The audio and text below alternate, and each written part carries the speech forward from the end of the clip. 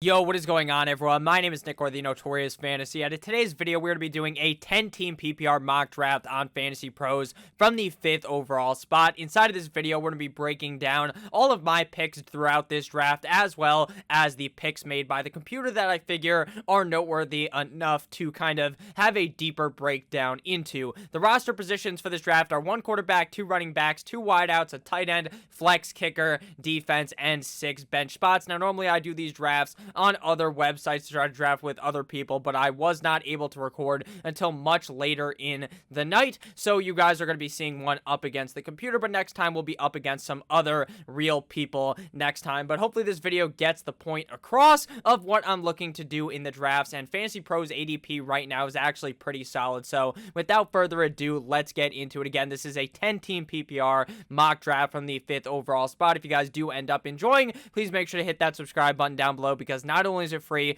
I put out content every single day to help you guys win your 2021 Fantasy Football Championship. So without further ado, let's get into it. Now, at the number 5 overall spot for me, that is not my ideal spot when drafting. I like to be closer to the end of the draft because I like hitting them with that nice 1-2 punch at the end of the draft, or maybe even at the beginning, right? Because then you get the swing on the 2-3 turn here. You're kind of just sitting here with your thumb up your ass for the whole draft, just sitting there waiting and waiting and waiting to pick. But you know, some people may prefer that. Again, you can win your draft from any single spot, just it's more about preference for each person. Some people, I'm sure, love drafting at the beginning. Some people may love drafting in the middle. Other people might like drafting closer to the end, but this really has nothing to do with anything. So let's get back into the focus of the video. So McCaffrey, Dalvin Cook, Derrick Henry, and Alvin Kamara are your top 4 guys. Now, in yesterday's video, I discussed Derrick Henry for a little bit, and I talk about how safe he is going to be now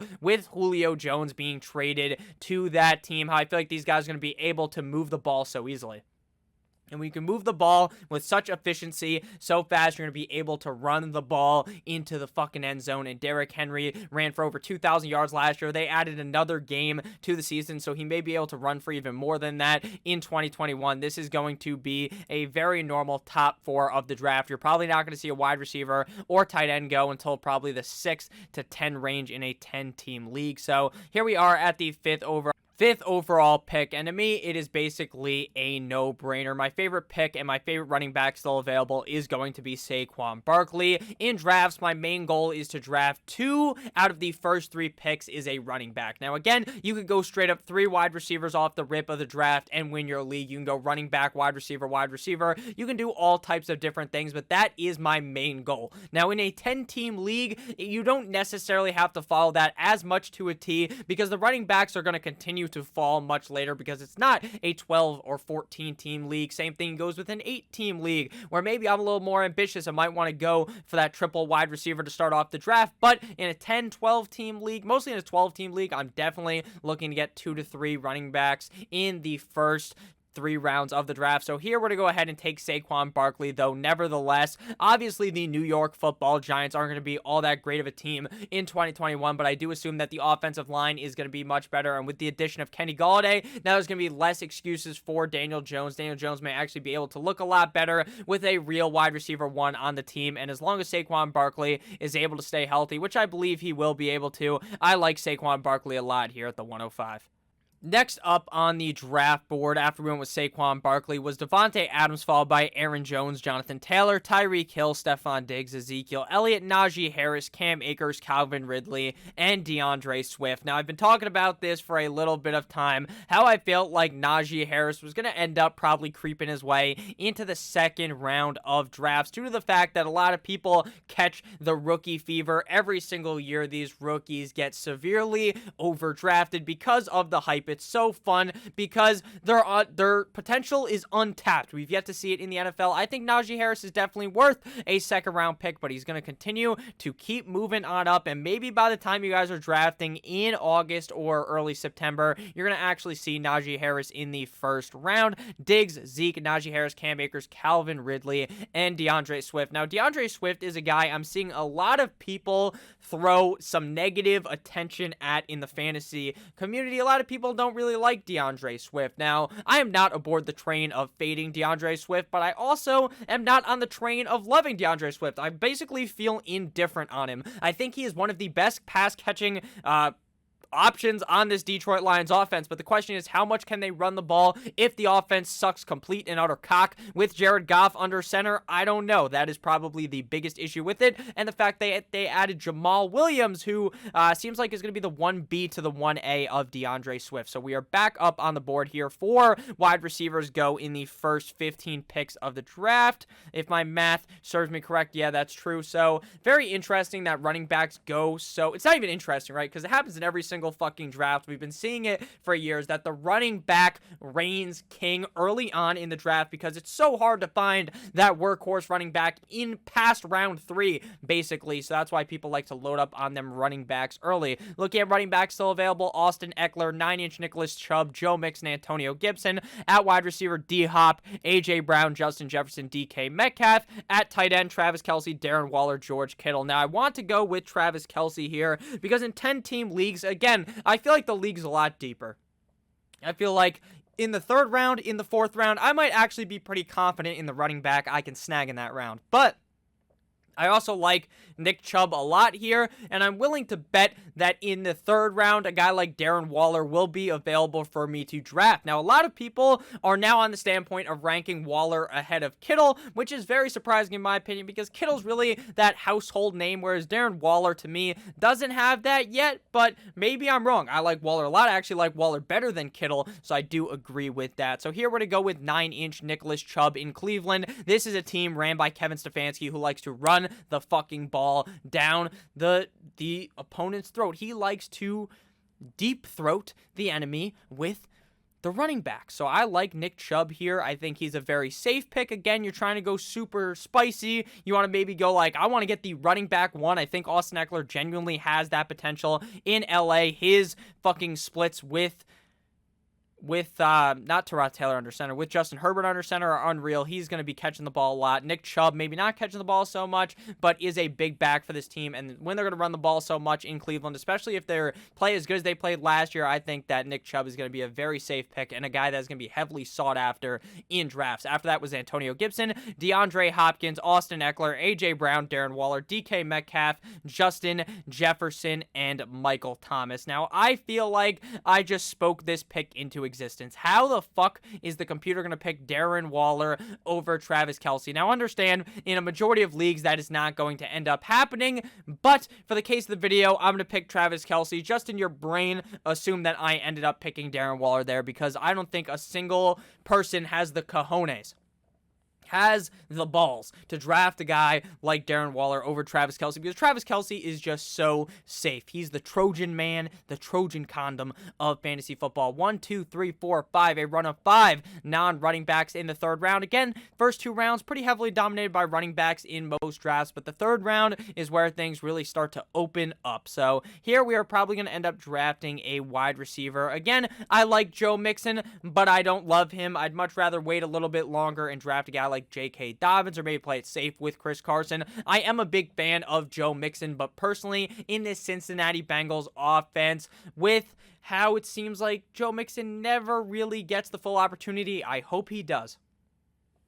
I hope with Giovanni Bernard, the door's open for him, but again, I just don't really trust it yet. I'm going to say that I think he should be good, and I would pick him in the 3rd round, but with the fact that our roster right here, we already have Saquon and Chubb, I feel very confident adding a tight end to our roster. Again, I doubt Kelce would be available in most leagues here, but again, just assume that's going to be Darren Waller because he would likely be available in the 3rd round of drafts. After I went with Travis Kelce came Allen Robinson, Joe Mixon, Terry McLaurin, Keenan Allen, George Kittle, Timbers, Dak Prescott, Pat Mahomes, Clyde Edwards-Helaire, DJ Moore, and Wiki J.K. Dobbins. So Dak going ahead of Mahomes, again, that's something that I feel like is going to be very out of the ordinary unless this guy is a Dallas Cowboys fan because Patrick Mahomes is just so safe. It's the same argument with Travis Kelce, except for Kelce's probably going to finish as the tight end one again. I doubt Mahomes does, but Mahomes is going to be drafted as the quarterback one because of how safe he is in an offense that is going to be scoring a whole ton of points with an offense that is basically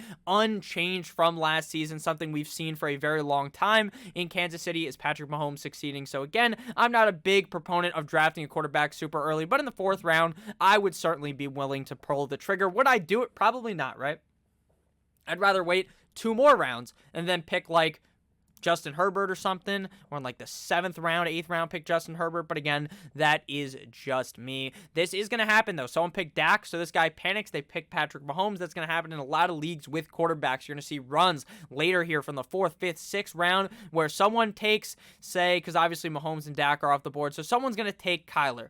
And then someone's going to say, holy fuck, I need Josh Allen. And the next guy's going to be like, I need Lamar Jackson. And you're going to see that happen probably a couple times in the draft. It also happens later when people start drafting backup quarterbacks. So now we're back up on the board here. 2 running backs, 1 tight end. I feel pretty confident in waiting on the wide receiver position, but I want to go ahead and add a wide receiver to this roster because I really like Julio Jones this year. Now, I do understand that some people may be a little bit worried that, hey, he's the number 2 option on a team. He's no longer the number 1 guy. How sure are you of that? He could still be seeing a shit ton of targets on such a good offense in Tennessee with Ryan Tannehill under center. But Nick, Julio Jones is injury prone. The guy barely misses any fucking game. Sure, he gets hurt last year, but over the course of this guy's career, that just doesn't happen. 5 games, 15, 16, 14, 16, 16, 15, 9. That doesn't look like an injury-prone player in my book. So after I went ahead and drafted Julio Jones here,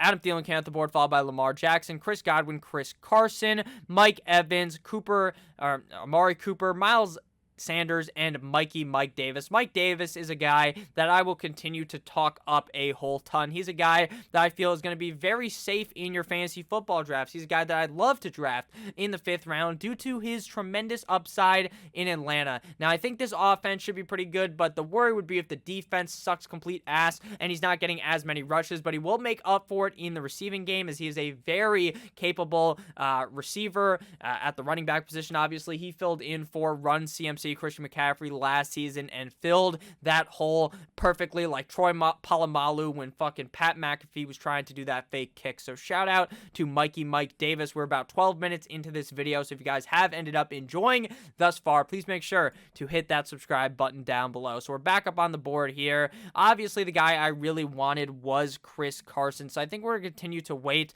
on getting our 3rd running back and probably attack wide receiver unless we are going to have to go running back here because I'm confident in these wide receivers in this range. But after Montgomery, after Jacobs, after Gaskin, after Hunt, I don't even want Hunt, obviously, because I already have Chubb. So I'm going to draft David Montgomery. Now, I'm a huge fan of David Montgomery. If you guys have watched my YouTube channel, 2019, 2020, I'm beating the fucking drum aggressively in favor of David Montgomery. I am one of his biggest fans. But understand that it's going to look not as good with Tariq Cohen in the lineup. It looked really good at the end of last season when Matt Nagy was not calling the plays, so I'm very worried about what it's going to look like this year, but I still think he's talented enough to be my running back 3. Again, not depending on him to be in my lineup every single week, so I'm pretty happy with that selection here, and then we can really start to hammer in on the wide receiver. So after I drafted Mr. Dave Montgomery, Deontay Johnson came out the board, followed by Jamar Chase, CeeDee Lamb, Travis Etienne, Robert Woods, Cooper Kupp, Kenny Golladay, TJ Hockenson, Kyler Murray, and Kyle Pitts. Jamar Chase in the 5th round is absurd. Absurd. That is a team with a lot of options. Now, does that mean I think Jamar Chase is going to suck? No. But when you're drafting a wide receiver in the 5th round, you're not trying to draft a guy that is in such a crowded wide receiver room, in my opinion. After that, Travis Etienne, Robert Woods, Cooper Kupp, Kenny Golladay, TJ Hockenson, Kyler Murray, Kyle Pitts. Kyle Pitts, again, I talked about this in yesterday's video.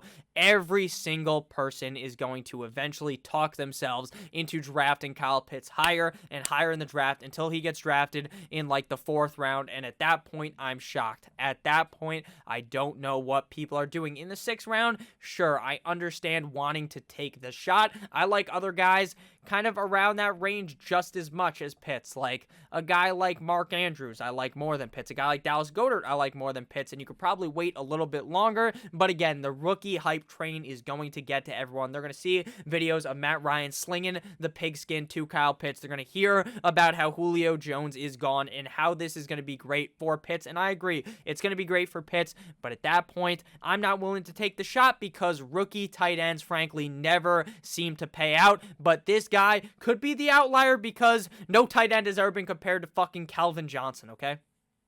I know if you've been watching my channel for a while, you've heard me use that exact sentence multiple times, but it's because it's true. No one ever has talked about a tight end as being one of the better wide receivers I've ever seen play in the NFL. So now we're back up on the board here. We probably could have waited on running back and took a guy like Myles Gaskin here, but I want to take a wide receiver here that, to me, would be a deep shot. Now, I do like Tyler Lockett on best ball format. Now, you like everyone in best ball. That's basically what everyone says. I like this guy in best ball, but what I mean is, like, if you look at this guy's numbers, again, I apologize, I get a little bit darker here when I click on this. If you look at his game stats, right? Oh, you can't even fucking see it from last year. So this guy will play 1 week, he'll be ice cold. He'll play like shit. Then the next week, he literally drops a 50 bomb, a dookie on the chest of the defense. Odell Beckham is smiling ear to ear just thinking about it. But then you see the next game, and the guy plays ice cold again, and then he's cold, and then he's fucking scorching hot.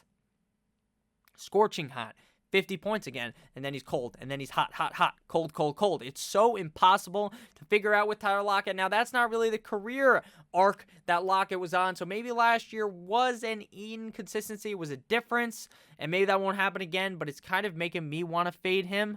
I like Gaskin here a lot. I don't really love this wide receiver range, but I'm willing to kind of dig on in here and make a call here for a guy that I like a decent amount. That is Brandon Iuke, wide receiver of the San Francisco 49ers. Now, again, I like Deebo Samuel a lot as well, and he goes later, but I think that Iuke should be very good, whether it's Jimmy Garoppolo or Trey Lance under center. So I'm going to buy in to the sophomore kind of breakout, even though he basically broke out already, right? Last year, I mean, I wish I could click on him to see exactly what his stats were, but again, he did play very well in his rookie season, so I do expect him to expand on that in his second year in the NFL. After Brandon Iuke was Mark Andrews, Juju Smith-Schuster, Josh Allen, Cortland Sutton, Justin Herbert, the pervert, Tyler Lockett, Robbie Anderson, and Curtis Samuel, seeing two old teammates, back-to-back Michael Jordan, 96-97. Woo!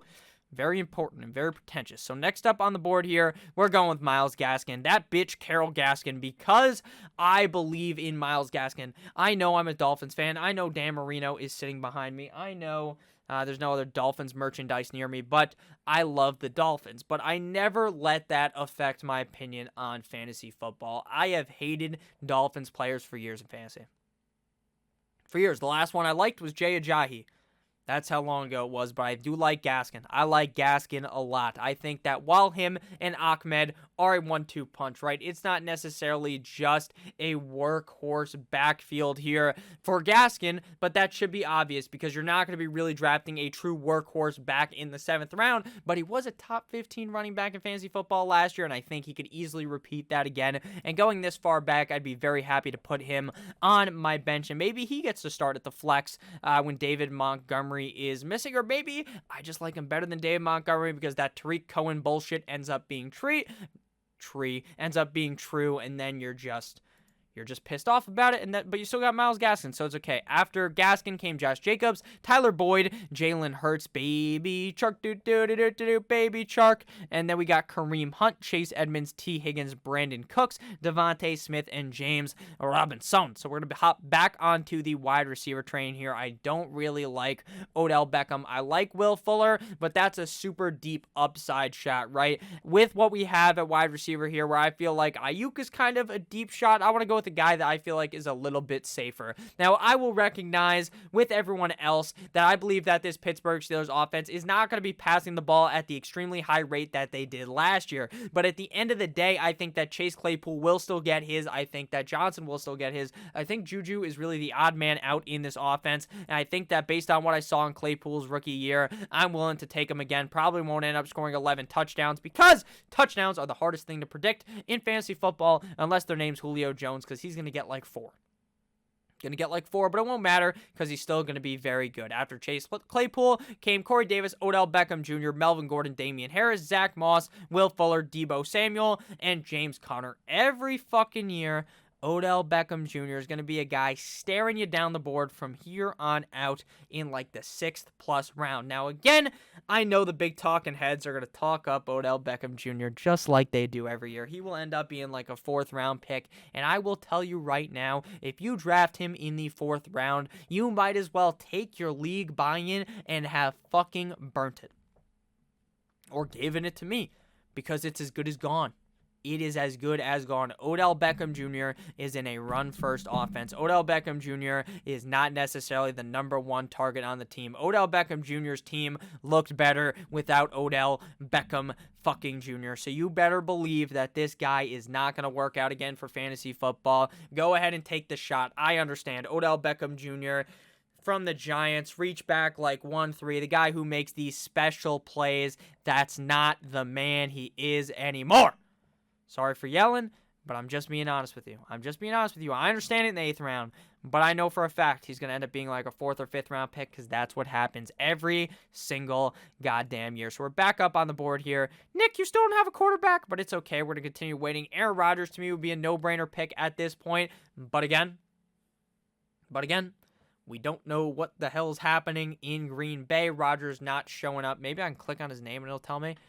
He's not showing up to these camps.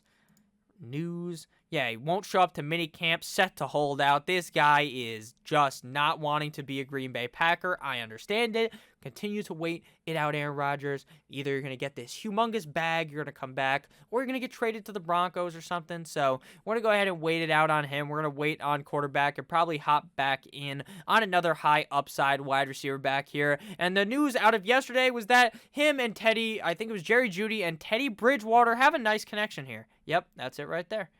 Again, I don't know who's going to be the quarterback here, but I thought that was interesting to mention. I think Jeudy is going to be a nice second-year breakout. Again, 2 of my guys already second-year players, but it's all good with me. Jerry Jeudy is going to join the squad due to the upside he has in Denver because, frankly, he looked kind of bad last year, and I just don't think that's who that guy really is. And he didn't look bad, right? His route running was still solid, but he was having very big issues with dropping the football, and obviously, you don't want to be seeing that after Jerry Jeudy was maybe his future quarterback, Mr. Discount Double Check, Aaron Rodgers, Raheem Mostert, AB, Business is Booming, Trey Sermon, Leonard Fournette, Michael Pittman, Jalen Waddle, Javonte Williams, David Johnson, and Marvin Jones. So we're back up on the board here. Going to attack the running back position, wait a little bit more on quarterback. And here, if I'm being honest with you, the best target might be Michael Carter. It might be, but I'm probably going to wait a little longer on him because I think I'd snag him in the next round. I'm going to get Ronald Jones. Now, again, I think this may be a backfield of death again. A backfield of death it's like a death by 1,000 Bruce Arians quotes is what it is. Because Arians will tell you, this is the guy. This is our guy, Leonard Fournette. And then the next week, when they tell you that was the guy, he's not the guy. Ronald Jones is the guy. And then next week, hey, Ronald Jones is the guy. Fournette's going to actually be the guy. And then, hey, Fournette's our guy again. Boom. Giovanni Bernard has 6 touchdowns. So it's going to be a mind fuck. But I'm willing to take the shot because if Fournette was to get hurt, then this pick won you your fucking league because Ronald Jones is a legitimate talent. I like that pick there a lot in the 10th round. After I went ahead and drafted Mr. Ronaldo Jones, Russell Wilson came at the board, followed by Jarvis Landry, Dallas Goedert, Devontae Parker, Jeff Wilson Jr., Kenyon Drake, Laviska Shenault, and Tampa Bay Tom Brady. If you are going to go ahead and draft a guy like Kelsey, Kittle, Waller, Hawkinson, any of those guys that are early round kind of guys, Mark Andrews, please do not draft another tight end. When they have their bye week, week 12, week whenever, you just cut. you just cut the other guy off your team and you're good. And by other guy, I don't mean cut Travis Kelce, cut fucking Jerry Jeudy or something if they end up sucking, you know what I'm saying? And then you just, boom, play that tight end that 1 week, and then you cut him. Same thing goes with quarterback, especially if you're drafting a quarterback super high. You're drafting Mahomes in the 4th round. Don't in the 10th round draft like Ryan Tannehill or something. To me, that just makes zero sense. So we're back up on the board, and I think we're going to go running back again. We got 1, 2, 3, 4, 5 running backs. We got 1, 2, 3, 4 wide receivers. At the end of your draft, you always want to have more running backs than wide receivers. So we're going to take the shot on Michael Carter, again, potentially being the New York Football Jets' lead running back. Now, people are going to be talking about how maybe this is going to be a running back by orgy, kind of like in San Francisco, because of the fact that Saleh came from there. He was the defensive coordinator of the 49ers, now the head coach of the Jets. Now, again, that may end up happening, but I'm going to take the shot here that Carter is the guy, obviously, because they drafted Michael Carter. They drafted Michael Carter. They didn't draft LaMichael P. Ryan. So to me, that's my thought process on that. After Michael Carter came James White, Noah Fant, Mecole Hardman, Marquise Hollywood Brown, J.D. McKissick, Jamal Williams, Logan Thomas, Tyler Higbee, Anthony Firkser, and Joe Burrow. Firkser is a guy that I liked as a late-round target, but now with Julio there, throw it out the window. Throw that fucking take out the window because it's ice cold. It's ice cold with that offense there. So next, we're going to go ahead and snag a quarterback. I'm going to get my guy, Matthew Stafford. Nick, you know, there's the Konami quarterback. You want to get a quarterback that fucking runs the ball. Otherwise, they're going to suck. That's what a lot of people will tell you. That's what a lot of people will tell you. But they don't realize that the Rams offense is going to be bending teams over and fucking them Johnny Sins style. I love Matthew Stafford. I'll blow him a kiss. I love him that much. I've always liked Matthew Stafford. In LA, he's going to show out. He's going to play big. He's going to have Robert Woods. He's going to have Cam Akers. He's going to have Tyler Higbee. He's going to have Cooper Kupp. He's going to have Tutu Atwell. He's going to have Deshaun Jackson for one game, because Deshaun Jackson always plays good week 1. He's a guy I'm taking my last pick, throwing him as my wide receiver 1 because he always does good week 1. But with that said, Matthew Stafford is going to be the guy on this pick. Now we're going to go ahead and have to snag either another running back or wide receiver to close out the roster. After Matthew Stafford was Randall Cobb, Robert Tonyan, Mike Licky, Ahmad Gesicki, Michael Gallup, Ryan Tannehill, Devin Singletary, Gus Edwards, and Naheem Hines. Gus Bus got the bag. I wish I could see how much money they paid him. They gave him a 2-year deal, I believe. Gus Bus got paid. Shout out to Gus Bus, one of my favorite handcuffs. Now we're going to snag another wide receiver here, and this is just a safe pick, right? A lot of times in drafts, people like to go super upside in the 13th round, right, before they draft their kicker and defense. I'm going to play it safe this time. I'm going to get Beasley. I feel like he's going to be good again. I feel like he's just going to be safe again.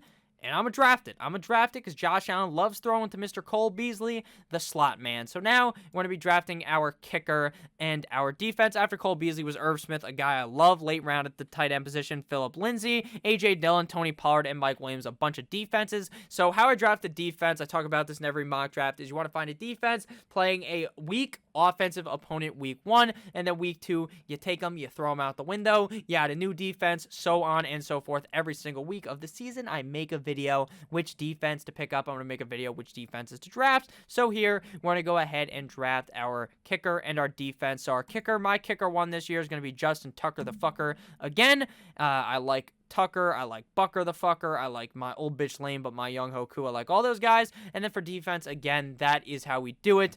We find a defense playing a shitty opponent week 1. I don't know exactly who these teams are playing week 1. I've done the research before, but it doesn't stick into my brain. Up against Detroit, this is a monster matchup. The monster mash. It's a graveyard smash here. San Fran versus Jared Goff and a limp dick offense in Detroit. So nothing really super special down here. Defenses and kickers have been picked. So we got a 92 out of 100 in my eyes. This is a 100 out of 100. Quarterback, Matthew Stafford, Saquon Barkley, and Nick Chubb. Our running back tandem, Julio and Brandon Iuke at wide receiver. Our tight end is Travis Kelce. Our flex is David Montgomery. Our defense and kicker don't really matter right now at this point. Miles Gaskin on the bench, Chase Claypool on the bench, Jerry Jeudy, Ronald Jones, Michael Carter, as well as Cole Beasley. So thank you guys all all so much for enjoying this video or for watching this video. Hopefully you enjoyed. I mean, I assume you did if you made it 29, 30 fucking minutes into this video. Shout out to you. You the best music fucking DJ Khaled.